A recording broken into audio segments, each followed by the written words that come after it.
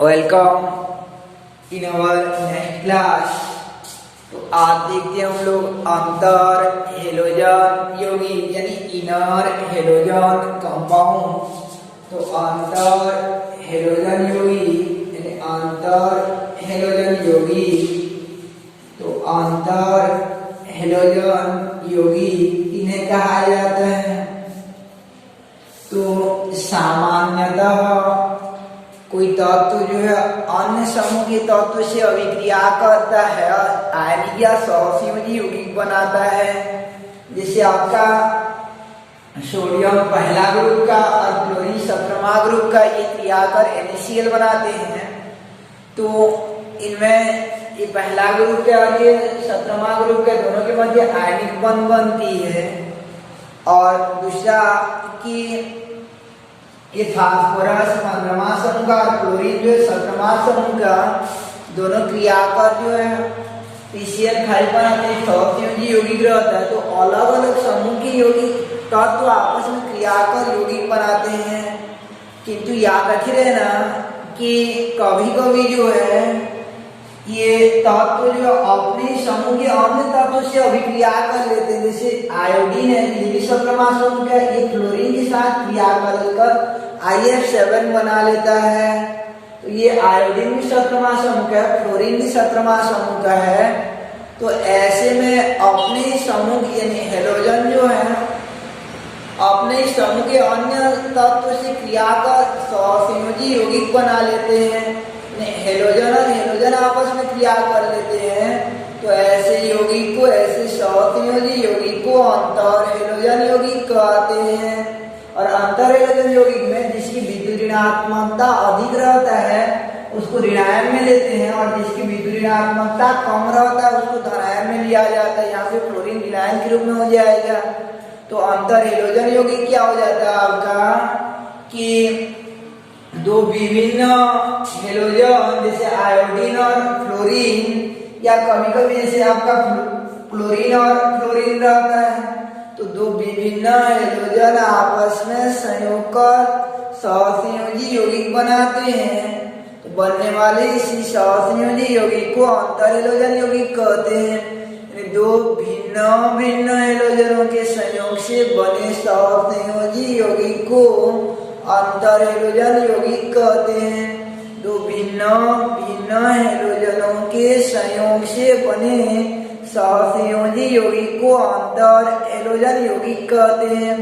कि दो अलग अलग प्रकार का हेलोजन रहता है और इन हेलोजनों के संयोग से बनने वाले सहसंयोजी यौगिक को अंतर हेलोजन यौगिक कहते हैं। तो ये था आपका अंतर हेलोजन यौगिक का डेफिनेशन जो है। अब आगे ये अंतर हेलोजन यौगिक के प्रकार को देखते हैं, टाइप्स ऑफ अंतर हेलोजन यानी इनर हेलोजन कंपाउंड। तो अंतर हेलोजन यौगिक के प्रकार, तो अंतर हेलोजन यौगिक 4 प्रकार के होते हैं। AX, AX3, AX5 और AX7 प्रकार के अंतर हेलोजन यौगिक रहते हैं। तो AX, AX3, AX5 और AX7 प्रकार के अंतर हेलोजन यौगिक रहते हैं। जैसे एग्जांपल हो जाता है A की जगह जो है यानी A की जगह हम लोग जैसे ये 4 तो तत्व आपका FCl यानी FCl, Br और I है। तो पहला में जो है आपका ये फ्लोरीन जो है ये क्लोरीन के साथ क्रिया करेगा तो ClF बन लेगा। अगर ब्रोमीन के साथ क्रिया करेगा तो BrF बना लेगा। आयोडीन के साथ क्रिया करेगा तो IF बना लेगा। ऐसे ये फ्लोरीन यानी ये फ्लोरीन को ढक देना है और इन तीनों में जो है आपका फ्लोरीन को डाल देना है। तो इस प्रकार से पहला वाला क्या हो जाएगा कि F को नहीं लेंगे क्योंकि F तो राइट तरफ जुड़ता है। तो Cl, Br और I, तो ये राइट में एक बार F डालेंगे, यहाँ F डालेंगे और यहाँ पे F डालते हैं। तो ये 3 तो यौगिक हो जाते हैं। फिर एक बार में क्या करते हैं कि फ्लोरीन वाला काम समाप्त हो गया तो एक बार क्लोरीन को ढक देंगे। तो क्लोरीन को ढक देंगे तो क्या क्या बचेगा आपके पास जो है, बचेगा आपके पास जो ब्रोमीन और आयोडीन बचेगा। जिसको ढकते हैं, क्लोरीन को ढका जाता है, तो इसके साइड में क्या डालेंगे हम लोग, Cl डालेंगे। अब एक बार क्लोरीन को राइट साइड, एक बार क्लोरीन को डाल चुके हैं, एक बार क्लोरीन को, अब ब्रोमीन की बारी है, तो ब्रोमीन की राइट साइड में केवल कौन बचा रहा था, आपका आयोडीन। अब इसके साथ क्या जुड़ेगा, आपका Br। तो इस प्रकार से ये X टाइप अंतररेखीय यौगिक के एग्जाम्पल हो जाते हैं, ClF, Brf, IF। इनको बनाया कैसे जाते हैं, निकाला कैसे जाता है कि F को छोड़ देंगे और 3 को लेंगे और उनके राइट साइड में FF डाल देते हैं, फिर एक बार जो है आपका Cl को छोड़ देते हैं और Br और I को लेते हैं और उसके राइट साइड में Cl को डाल देते हैं, लास्ट में I को लेते हैं और उसके राइट साइड में Br को डाल दिया जाता है। तो इस प्रकार से ये आपका AX टाइप के अंतररेखीय यौगिक हो जाते हैं। और AX3 टाइप के अंतररेखीय यौगिक में आपका ये यहाँ पर 3 हो जाता है, जैसे ClF3 हो जाएगा, Brf3 हो जाएगा, IF3 हो जाएगा, BrCl3 हो जाएगा, ICl3 हो जाएगा और IPr3 हो जाता है। और AX5 में आपका ClF5 हो जाता है और Brf5 हो जाता है, IF5 हो जाएगा। इस 3 की जगह आपका 5 हो जाएगा, ClF5, ICl5 और IPr5 हो जाता है। इस प्रकार से ये AX5 टाइप का हो जाता है। और AX7 टाइप में आपका होगा ClF7, Brf7, IF7 और IF7। उसके बाद जो है आपका BrCl7, ICl7 और IPr7। इस प्रकार से ये अंतररेखीय यौगिक होते हैं, AX, AX3, AX5 व AX7 टाइप के अंतररेखीय यौगिक हो जाते हैं। किंतु याद रखे रहना, इनमें से सभी अंतररेखीय यौगिक जो नहीं बन पाते हैं, नेचर में नहीं बन पाते हैं, सभी अंतररेखीय यौगिक जो है प्रकृति में नहीं बन पाते हैं। तो कौन कौन से अंतररेखीय यौगिक बनते हैं उसको देखना है हमको। तो याद रखे रहना, ये ब्रैकेट में जो डाल रहा हूं मैं, ये अंतररेखीय यौगिक नहीं बनते। जैसे IF जो वो नहीं बन पाता है, ये अंतररेखीय यौगिक ये नहीं बन पाता है, IF जो नहीं बन पाता है। ऐसे ये 3 टाइप में आपका ये Brf3 और IF3 ये नहीं बन पाता है। और ये AX5 टाइप के अंतररेखीय यौगिकों में, AX5 टाइप के अंतररेखीय यौगिकों में आपका ये ClF5 नहीं बन पाता है, BrCl5 नहीं बन पाता, ICl5 नहीं बन पाता और ये नहीं बन पाता है। और AX7 टाइप में ये सब नहीं बन पाते हैं, केवल IF7 बनता है। याद रखें, गोला में जितना अंतररेखीय यौगिक रहता है वो सब नहीं बन पाते हैं। तो ये था आपका अंतर हेलोजन यौगिक कि दो विभिन्न हेलोजनों के संयोग से बने सहसंयोजी यौगिक को अंतर हेलोजन यौगिक कहते हैं। जैसे एग्जाम्पल IF7, BrCl3, ये सब अंतर हेलोजन यौगिक हो जाते हैं। अब अंतर हेलोजन यौगिकों के प्रकार, तो AX, AX3, AX5, AX7 type का हो जाते हैं। इनमें से जो गोला के अंदर यानी कोष्ठक के अंदर वो नहीं बन पाते हैं। इसका कारण ये रहता है आपका, इसका रीजन ये हो जाता है कि इसमें जैसे IF पर विचार करें, आयोडीन का आकार बहुत बड़ा और क्लोरीन का आकार बहुत छोटा हो जाता है, तो उस समय यौगिक बनना जो संभव नहीं हो पाता है। इसलिए जो है ये गोला के अंदर जो रहता है ये आकार में असमानता के कारण नहीं बन पाते हैं। तो ये था आपका इनर हेलोजन यौगिक। अब देखते हैं हम लोग अंतर हेलोजन यौगिकों में संकरण कैसे निकालते हैं। जैसे हमको जानना है IF5 में क्या संकरण होगा बोलिए, तो ये IF5 में क्या संकरण होगा इसको जाना। तो आयोडीन का आकार जो है यानी आयोडीन के अंतिम कोश में 7 इलेक्ट्रॉन होते हैं केंद्रीय परमाणु भीतर वाला होता है आयोडीन और 17वां समूह का, तो अंतिम में 7 इलेक्ट्रॉन होंगे। तो इसमें से फ्लोरीन जो जुड़ा है उसको एकल बंध द्वारा जोड़ा जाता है। फ्लोरीन क्लोरीन यानी हेलोजनों को एकल बंध द्वारा जोड़ा जाता है 5 फ्लोरीन को। तो इधर आपका कितना सिग्मा बंध हो गया, 1 2 3 4 5 सिग्मा बंध 5 और एकाकी इलेक्ट्रॉन की संख्या 1 ओवरऑल 6 हो गया। 6 हो गया तो आपका आ जाता है sp3d2 संकरण हो जाता है। ये IF5 में याद रखे रहना कि sp3d2 संकरण होता है। सब AX5 टाइप का जितना भी रहेंगे सब में sp3d2 संकरण होगा। AX7 टाइप में निकालोगे तो sp3d3 होगा। AX3 टाइप में निकालोगे तो AX3 टाइप में आपका sp3d होगा और AX टाइप के अंदर यौगिक में sp3 संकरण हो जाता है। तो ये होता है आपका अंतरयोजन यौगिकों में संकरण। अब क्वेश्चन आ जाता है कि अंतरयोजन यौगिकों की संरचना को बनाइए बोल के। तो देखते हैं हम लोग अंतरयोजन यौगिकों की संरचना यानी structure of inner halogen compound. तो पहले AX टाइप का देखेंगे, फिर आपका AX3 टाइप का देखेंगे, फिर AX5 और लास्ट में AX7 टाइप का। तो अंतरयोजन यौगिकों की संरचना तो पहले AX टाइप का देखते हैं आपका। तो इसका एग्जाम्पल जैसे मैं ये CLF ले जाता हूं तो CLF में केंद्रीय परमाणु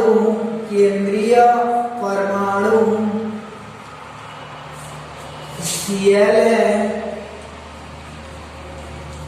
केंद्रीय परमाणु Cl है जिसका परमाणु क्रमांक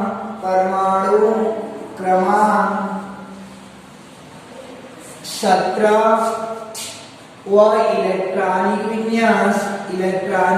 विन्यास आपका हो जाएगा। वो इलेक्ट्रॉनिक विन्यास 1s2 2s2 2p6 3s2 3p। ये आपका 17 इलेक्ट्रॉन होता है तो 3p5 होगा।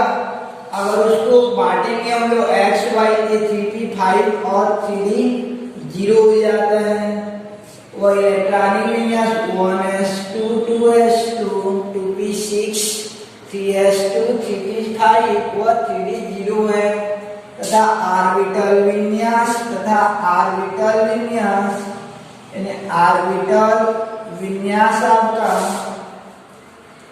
ऑर्बिटल विन्यास हो जाता है।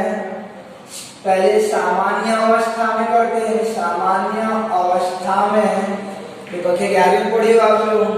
तो संकरण में ये केवल बाह्यतम कोश की इलेक्ट्रॉन भाग लेते हैं। बाह्यतम कोश क्योंकि तीसरा कोश है तो उसका 3s 3p व 3d इलेक्ट्रॉन भाग लेगा। तो ये 3s में आपका 2 इलेक्ट्रॉन है और 3p में आपका 5 इलेक्ट्रॉन है और 3d में जो है आपका एक भी इलेक्ट्रॉन नहीं है। 3d में आपका एक भी इलेक्ट्रॉन नहीं है। और ये इलेक्ट्रॉन को भरेंगे 3s में कितना इलेक्ट्रॉन है 2 और 3d में कितना इलेक्ट्रॉन है आपका 5। तो 1 2 3 4 5 हो जाता है। तो ये 5 इलेक्ट्रॉन और 3d में जो है एक भी इलेक्ट्रॉन नहीं है। 3d में जो है एक भी इलेक्ट्रॉन नहीं होता है। और दूसरा यानी सामान्य अवस्था हो जाता है। दूसरा आपका उत्तेजित अवस्था होता है। तो उत्तेजित अवस्था में ये जुड़ने वाला साइड वाला परमाणु कितना है उसके हिसाब से किया जाता है आपका। तो साइड वाला परमाणु कितना तो एक तो मात्र एक ही और एक में इलेक्ट्रॉन चाहिए रहता है, इसलिए इसमें उत्तेजित करवाने की आवश्यकता नहीं पड़ती है। तो सामान्य और उत्तेजित अवस्था वही रहता है आपका। ग्राउंड स्टेट और एक्साइटेशन स्टेट सेम रहता है। ग्राउंड स्टेट और समान रहेगा। उसके बाद जो आपका थर्ड रहता है उत्तेजित अवस्था के बाद जो है कि अति यानी संकरित अवस्था। तीसरा जो है संकरित अवस्था में क्या संकरण होगा उसको देखते हैं। तो संकरण में आपका ये हमेशा जो संकरण को ये एफ से प्रारंभ किया जाता है, कभी पी से संकरण प्रारंभ नहीं करते। एसपी होगा या sp2 होगा या sp3 या sp3d, यानी एस से प्रारंभ किया जाता है। एस से प्रारंभ करते हुए कहाँ तक जाएंगे, वहां तक जाना रहता है हमको जहां तक ऑयल इलेक्ट्रॉन चाहिए। तो कहाँ तक चाहिए, यहाँ तक चाहिए रहता है, क्योंकि एक तो को हमको अति व्यापन करवाना है। तो यहाँ से प्रारंभ करते हुए यहाँ पे ब्रेक करेंगे। तो ये वाला क्या हो जाएगा आपका, एक एस और 3p भाग लिया तो sp3 संकरण हो जाता है। उसके बाद अति व्यापन अवस्था में आपका अति व्यापन अवस्था में कि अति व्यापन अवस्था में यदि ओवरलैपिंग स्टेज में अति व्यापन अवस्था में ये अति व्यापन अवस्था में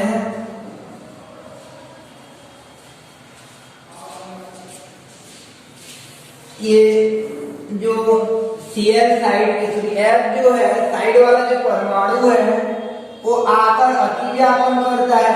तो केवल एक F है और एक F जो है इसके एक इलेक्ट्रॉन से अति व्यापन कर रहा है अपना इलेक्ट्रॉन देकर। तो केवल इसके साथ एकल बंध बना रहा है, तो एकल बंध हमेशा सिग्मा बंध हो जाता है। तो इस प्रकार इसको 4 अवस्थाओं में की जाती है। अब इसका आकृति देखते हैं हम लोग। तो इसका आकृति क्या होगा, तो आकृति में याद रखेगा कि sp3 संकरण है। तो sp3 संकरण तो आकृति चतुष्फल की होना चाहिए, लेकिन sp3 संकरण में अगर मान लीजिए कि कोई भी एकाकी इलेक्ट्रॉन नहीं है, तो Lp नहीं है, Lp 0 होता है, तो आकृति पूरा चतुष्फल की होता है, पूरा चतुष्फल की हो जाता है। मान लीजिए एक तो एकाकी इलेक्ट्रॉन मर जाते हैं, अमोनिया में होता है, तो उसकी आकृति परिवर्तित होकर ये हो जाती है त्रिकोणीय पिरामिडी हो जाती है। त्रिकोणीय पिरामिडी हो जाती है, पिरामिडी हो जाती है। अगर एक तो Lp रहता है तो 2 तो Lp हो जाता है। जैसे जल में रहता है आपका, तो उसका आकार जो V शेप में परिवर्तित हो जाता है, V शेप में कन्वर्ट हो जाता है। और मान लीजिए 3 तो एकाकी इलेक्ट्रॉन में रहता है, तो 3 तो एकाकी इलेक्ट्रॉन में रहता है, तो उसकी आकृति परिवर्तित होकर एक रेखीय हो जाती है, लाइनर शेप में कन्वर्ट हो जाती है, एक रेखीय हो जाती है। तो ये किसको फॉलो करेगा, इसमें देखते हैं हम लोग कितना तो एकाकी इलेक्ट्रॉन में, तो ये एक जोड़ा है, ये एक जोड़ा है, ये एक जोड़ा है, 3 जोड़ा जो है आपका एकाकी इलेक्ट्रॉन में लोन पेयर ऑफ इलेक्ट्रॉन है। तो इस स्थिति में इसकी आकृति जो संशोधित होकर चतुष्फल के न होकर संशोधित या परिवर्तित होकर क्या हो जाती है, आपका एक रेखीय आकृति हो जाती है। इसका आकृति हो जाएगा आपका आकृति इस प्रकार से, यानी केंद्र में आपका ये Cl हो जाता है और ये Cl के साथ जो आपका 3 जोड़ा एकाकी इलेक्ट्रॉन में रहता है। केवल एक तो फ्लोरीन जो है एकल बंध द्वारा जुड़ता है, एक तो फ्लोरीन जो है एकल बंध द्वारा जुड़ता है आपका, बाकी 3 जोड़ा जो है लोन पेयर ऑफ इलेक्ट्रॉन बच जाता है। इस प्रकार से एकाकी इलेक्ट्रॉन के रूप में हो जाता है। तो इस आकृति का नाम क्या पड़ता है आपका, इस आकृति का नाम पड़ जाता है एक रेखीय आकृति कहते हैं। एक रेखीय आकृति हो जाता है। इस आकृति का नाम क्या हो जाएगा आपका, एक रेखीय हो जाता है, लाइनर शेप हो जाता है। तो इस प्रकार से ये था आपका AX टाइप के अंतर हेलोजन यौगिकों की संरचना। तो इसकी आकृति कैसा हो जाता है आपका, एक रेखीय हो जाता है। उसके बाद देखते हैं हम लोग AX3 टाइप का अंतर हेलोजन यौगिक। नेक्स्ट 3 टाइप के अंतर हैलोजन यौगिकों में यहाँ पे आपका NH3 हो जाएगा, इसका एग्जाम्पल ClF3 हो जाएगा, ये ClF3 हो जाएगा। तो ClF3 का केंद्रीय परमाणु वही क्लोरीन होगा, परमाणु क्रमांक 17 इलेक्ट्रॉनिक बाकी संयुक्त रहेगा आपका इलेक्ट्रॉनिक विन्यास होगा। सामान्य अवस्था में ऐसा ही विन्यास प्राप्त होगा। अब उत्तेजित अवस्था में देखिए हमको तो कितना साइड वाला परमाणु जुड़ रहा है, 3 जुड़ रहा है, तो 3 अयुग्मित इलेक्ट्रॉन वाला कक्षक चाहिए। तो हमारे पास कितना अयुग्मित इलेक्ट्रॉन वाला कक्षक है, मात्र 1 है। तो ऐसा 3 करना पड़ेगा। तो एक बार उत्तेजित करवाते हैं, तो एक बार उत्तेजित करवाना पड़ता है, यहाँ से यहाँ तक लाना पड़ता है, तब जाकर हमारे पास जो 3 एक जहां से जाता है और पहुंचता वहां पे हो जाता है, एक जो जहां से निकला रहता है, 3 अयुग्मित इलेक्ट्रॉन हो जाता है। यहाँ पे उत्तेजित करवाना पड़ता है क्योंकि हमको जो है 3 एकल इलेक्ट्रॉन चाहिए रहता है। ये उत्तेजित अवस्था हो जाता है। उसके बाद संकरित अवस्था में जो है आपका कहां से कहां तक जाना पड़ेगा कि संकरित अवस्था ये S से प्रारंभ करते हैं और तब तक जाते रहते हैं जितना अयुग्मित इलेक्ट्रॉन चाहिए, 3 चाहिए आपका, ये 3 चाहिए, ये वाला भी और ये वाला भी, तो 3 चाहिए। पूरा यहाँ से प्रारंभ करके लास्ट में ब्रेक करते हैं। तो क्या संकरण है, एक S 3p और एक D पार्टिसिपेट होता है, sp3d संकरण हो जाता है। अब इसका अतिव्यापन अवस्था करवाना है आपको, यानी अतिव्यापन अवस्था करवाना है। तो 3 F है, तो 1 F जो इसके साथ सीमावन बना लेता है, दूसरा वाला इसके साथ सीमावन बना लेता है और तीसरा वाला इसके साथ सीमावन बना लेता है। तो इस प्रकार से ये ClF3 का विभिन्न अवस्था हो जाता है। उसके बाद इसका डायग्राम में देखिए हम लोग, तो क्या संकरण है, sp3d2 संकरण है। अगर sp3d2 संकरण रहता है तो ये Lp जो है आपका, Lp अगर मान लीजिए Lp अगर 0 रहता है, Lp जो है आपका 0, तो इसका आकृति बनता है आपका पूरा त्रिकोणीय द्विपिरामिडी होता है। जो उसका मूल आकृति का नाम होता है वही रहता है त्रिकोणीय द्विपिरामिडी, त्रिकोणीय द्विपिरामिडी हो जाता है, द्विपिरामिडी हो जाता है। अगर मान लीजिए 1 एकाकी इलेक्ट्रॉन में रहता है तो आकृति में विकृति उत्पन्न हो जाती है और इसका आकृति का नाम हो जाता है विकृत त्रिकोणीय द्विपिरामिडी होता है, विकृत त्रिकोणीय द्विपिरामिडी हो जाता है, त्रिकोणीय द्विपिरामिडी हो जाता है। या इसका होता है आपका 2 Lp हो जाएगा, 2 Lp हो जाता है तो आकृति में विकृति उत्पन्न होकर उस आकृति का नाम में परिवर्तन हो जाता है और टी शेप में कन्वर्ट हो जाता है। आकृति का नाम क्या होता है आपका टी शेप, टी आकार में बदल जाता है। और मान लीजिए 3 एकाकी इलेक्ट्रॉन हो जाता है तो उसकी आकृति जो है एक रेखी हो जाती है, लिनर शेप का हो जाता है। तो इस प्रकार ये sp3d संकरण के लिए लागू होता है आपका कि कोई भी Lp नहीं रहेगा तो उसकी आकृति जो है आपका पूरा हो जाता है त्रिकोणीय द्विपिरामिडीय। 1 रहता है तो विकृत त्रिकोणीय पिरामिडीय। अगर 2 Lp हो जाता है तो टी शेप और एक भी Lp नहीं रहता है तो आपका हो जाता है, एक भी Lp नहीं रहता है तो उसी चीज में आपका हो जाता है ये 3 Lp हो रहता है तो एक रेखी हो जाता है। तो किसको फॉलो करेगा, इसमें 2 जोड़ा एकाकी इलेक्ट्रॉन है, यहाँ भी और यहाँ भी है, तो इसका आकृति का नाम क्या हो जाएगा आपका टी शेप हो जाता है, नहीं टी शेप में कन्वर्ट हो जाता है। इस आकृति का नाम क्या पड़ जाएगा आपका टी शेप हो जाता है। तो इसका आकृति को बनाते हैं तो टी शेप में बनाएंगे हम लोग। ये टी टाइप का दिखता रहता है, केंद्रीय परमाणु Cl है, इसके अंतिम में आपका हो जाता है, अंतिम में 7 इलेक्ट्रॉन होता है आपका, अंतिम में 7 इलेक्ट्रॉन होता है। तो 1 2 F जो ऐसा जुड़ेगा जुड़ेगा, दूसरा है जो नीचे तरफ जुड़ेगा सिग्मा 1 द्वारा, और तीसरा है जो इस साइड से जुड़ेगा, और इसमें दो आपका Lp हो जाता है, लोन पेयर ऑफ इलेक्ट्रॉन हो जाता है।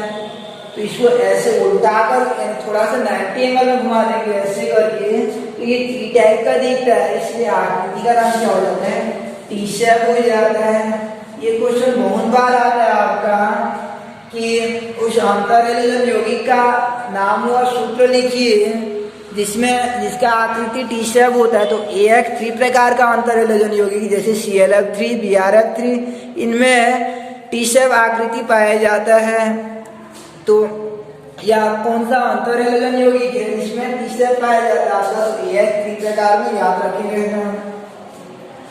या AX3 प्रकार के अंतरएलेजन यौगिकों को स्पष्ट कीजिए या उसकी आकृति कैसा बनती है, टी शेप हो जाता है।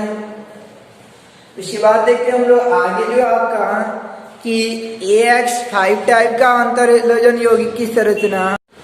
तो AX5 टाइप का अंतरएलेजन यौगिक, इसका एग्जाम्पल होता है आपका AX5 टाइप में। तो जैसे एग्जाम्पल हो जाता है BrF5, तो BrF5 का केंद्रीय परमाणु Br होता है, जिसका परमाणु क्रमांक 35 व इलेक्ट्रॉनिक विन्यास होता है आपका 1s2 2s2 2p6 3s2 3p6 और 3d10।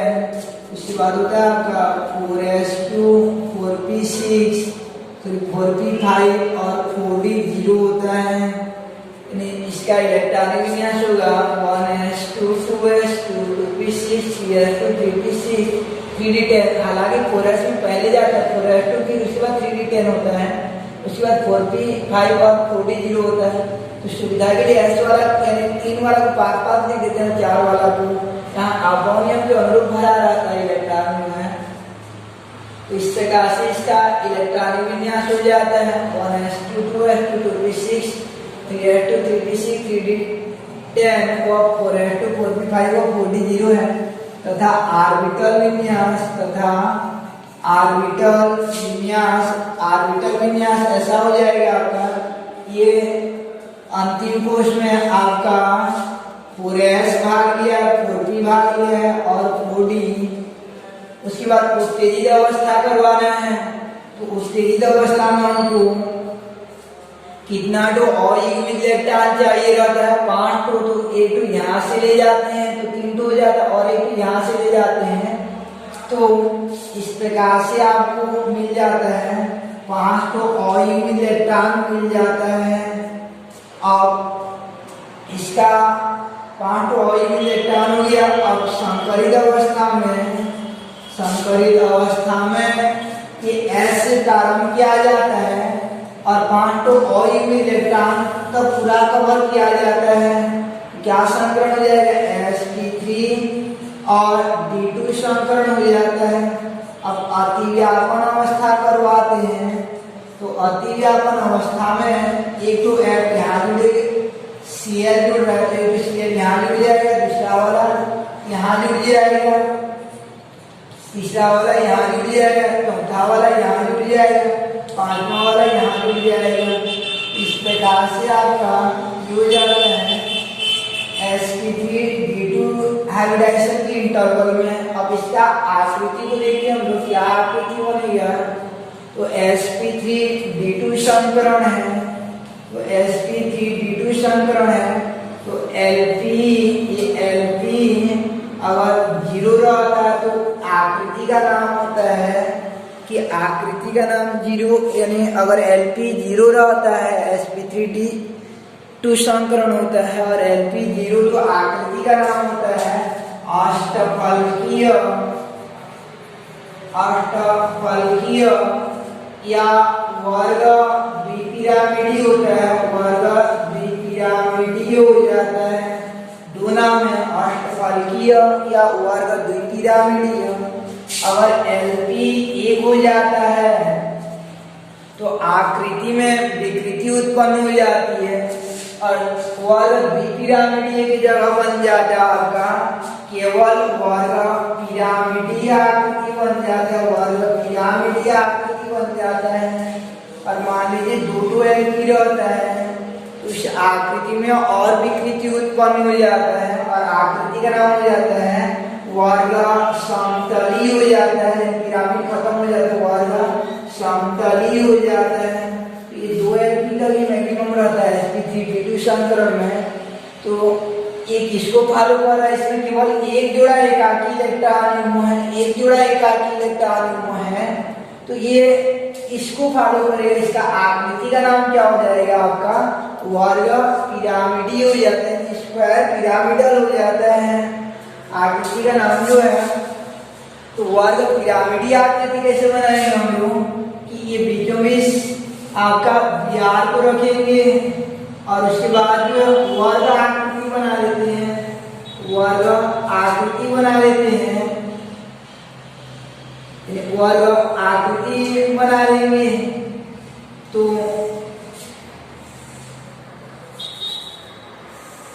ऐसा वर्ग टाइप का बना लेते हैं और यहाँ पे ClPl जोड़ देते हैं।